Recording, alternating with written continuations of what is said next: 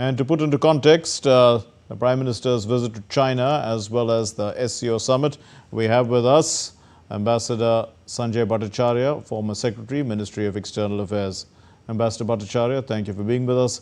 How do you view the rapprochement between India and China and its impact on the SCO grouping? I think this was a very significant visit, particularly the bilateral meeting between Prime Minister Modi and President Xi Jinping earlier this morning before the SCO process began. The importance of this lies in the fact that this is actually the culmination of a series of meetings that were started after Prime Minister had met President Xi Jinping in Kazan last year. And the high-level engagement that ensued following that, as well as a very intensive engagement at the official level, brought about a certain understanding that made this meeting possible. I think there is much greater clarity on the boundary issue being a very fundamental issue in the relations between the two sides. But at the same time, there is expression that we wish to have all-round development. Economic cooperation is important. We are both engaged in the path of becoming larger powers on the economic side. And the road and the space for cooperation is very wide. It was a very reassuring meeting. Indeed. So you did mention that the peace and tranquility on the border is important for bilateral ties. But how important is the mutual respect for the influence of each economies in the context of, the road forward?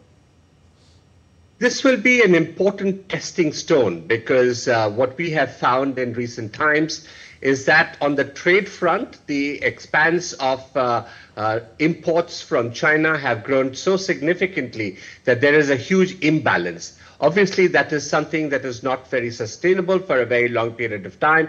So we need greater understanding on the Chinese side that the Indian exports, both of goods and services, needs to be stepped up. At the same time, while they remove these quantitative and other technical barriers and other inhibitions to importing our goods, we also hope that there will be greater collaboration in supply chains. We already have seen that there has been an increase in what we call intermediate products, which are those which go between the two countries and then eventually end up as final products in one or the other. And that is as a signal of the improvement in supply chain coordination between the two sides. For that, it is also important that we have collaboration on two different aspects. The first is that there has to be much greater Chinese investment in India and the possibilities for Indian investments in China as well.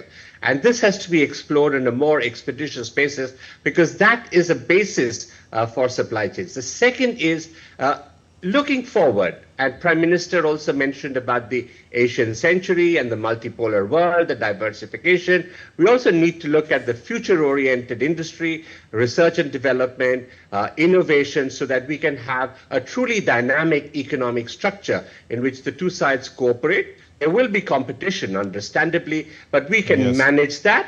And finally, of course, we've got to make sure that this cooperation and competition is such that it does not lead to any conflict situation. So taking this forward, Ambassador Bhattacharya, to what extent will India and China work together, at other plurilateral forums, let's say BRICS, India is going to be the president next year, G20. How do you look at this? Given that the multilateral system led by the United Nations, the Bretton Woods institutions, and the World Trade Organization is in a bit of limbo. It is not being able to address the concerns of the emerging economies in particular, like India and China. There is great need that we continue the agenda for development on all fronts and through all means possible.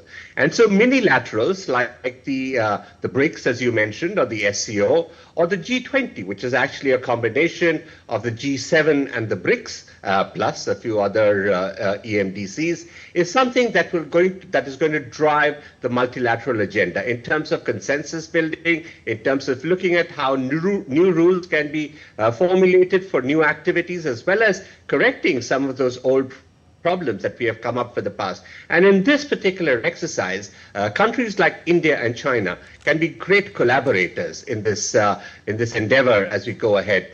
We already see fairly good coordination and cooperation at the BRICS. You know, it is a consensus-led body. It is a body that right from its outset has said that it is not anti any other establishment, certainly not anti-West.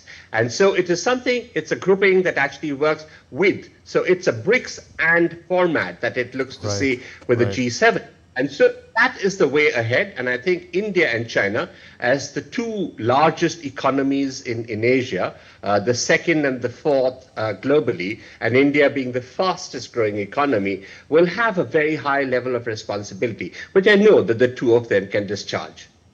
Ambassador Bhattacharya, what does India need to do to develop stronger economic ties with Central Asia, which is, crucial in SCO?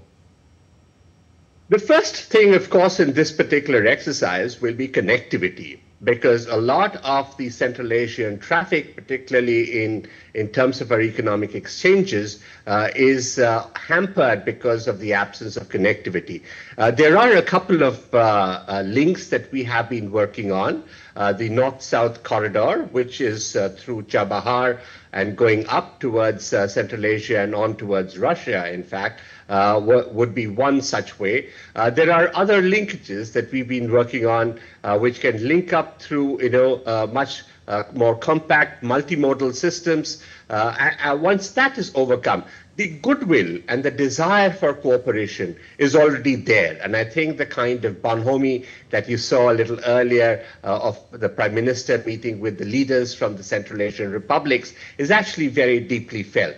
So that particular market research, the strategy is all there. I think we need connectivity. We need now to look at some areas in which we can combine our energies, particularly on the investment front. Some of the energy, green energy, we can have a lot of collaboration in some critical materials. Yes. And those are the ways that we can look at some of the easy hanging early harvest, so to say. And then we can take it forward once the connectivity link becomes more secure. The goodwill is going to be a very strong thing in our favor. Finally, Ambassador Bhattacharya, counter-terrorism is on the agenda, will always be on the agenda at the SCO. To what extent, can this be addressed with Pakistan being a member of the grouping? I think it's going to be a challenge, to be quite honest. I think the kind of understanding that Prime Minister achieved with President Xi Jinping in the bilateral meeting this morning would be far more significant and far telling than what I suspect might happen at the SCO because of the presence of a state sponsor of terrorism that is a member over there. And so there will be some resistance from that particular front. But let us not forget that we have to constantly remind the SCO that one of the principal planks on which the SCO was founded was to actually fight those three evils of splitism, fundamentalism, and militant terrorism.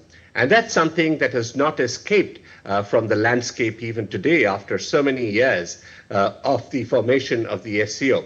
So, one of the first establishments that the SCO had set up was the RATS, which was set up in Bishkek to fight about the terrorist infrastructure, and also the kind of cooperation that we can work on it on some of the other related issues. So, for instance, on terrorist financing and looking at some of those networks, some of the linkages that are there between certain militant groups.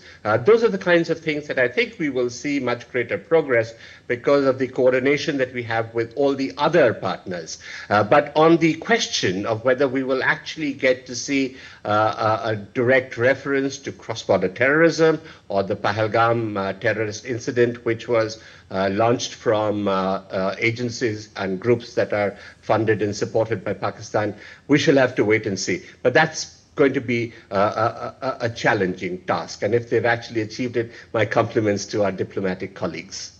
We leave it there. Thank you very much, Ambassador Sanjay Bhattacharya, former Secretary, Ministry of External Affairs. Thank you for helping us understand the SCO and Prime Minister's visit to China in greater detail.